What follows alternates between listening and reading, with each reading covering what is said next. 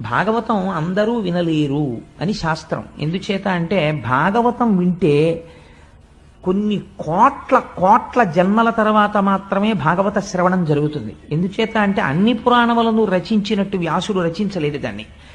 17 పురాణములు రచించేశాడు. అప్పటికి మహాభారతాన్ని రచించేశాడు, వేద విభాగం చేసేశాడు, బ్రహ్మసూత్రాల్ని రచించేశాడు.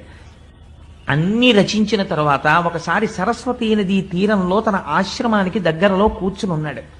మనస్సంతా ఏదో నైరాశ్యం ఆవహించింది, ఏదో నిరాశ, ఏదో లోటు, తాను ఏదో తక్కువ చేశాననేటటువంటి భావన, ఎక్కడో ఏదో చెయ్యడంలో అసంపూర్తిగా మిగిలిపోయింది అని.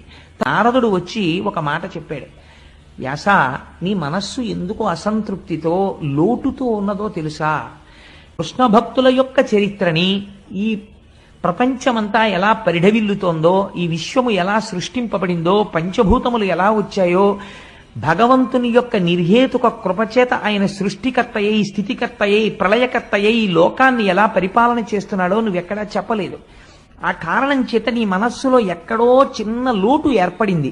ఇది పూర్తి చేయడానికి నువ్వు భాగవత రచన చెయ్యి అని ప్రబోధం చేశాడు.